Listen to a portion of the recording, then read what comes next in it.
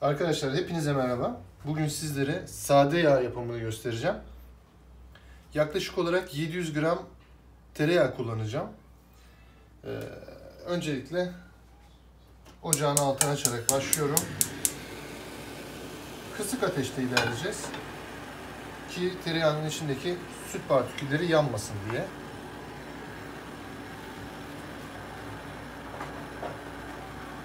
Şu şekilde dilimlediğim tereyağları hepsini tavanın içine ekliyorum ve yavaşça bunları eritiyorum.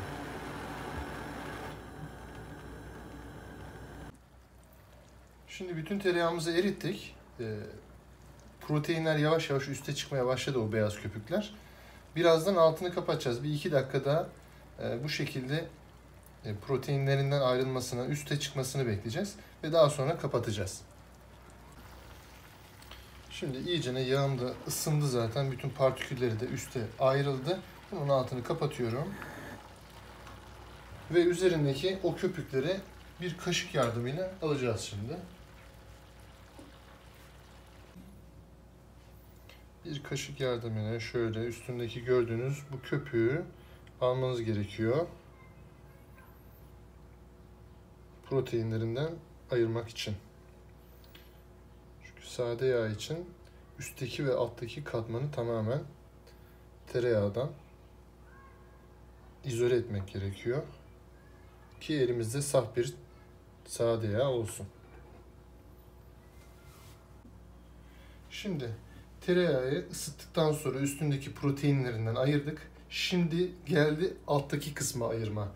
Bunu nasıl yapacağız? Bunu da şöyle bir yayvan bir kaba yavaş yavaş ısıttığımız yağı boşaltarak yapacağız. Neden yavaş yavaş? Çünkü alttaki süt partiküllerine gelince artık dökme işlemimiz son bulacak. Onu karıştırmamanız gerekiyor. Buradaki en önemli olay bu.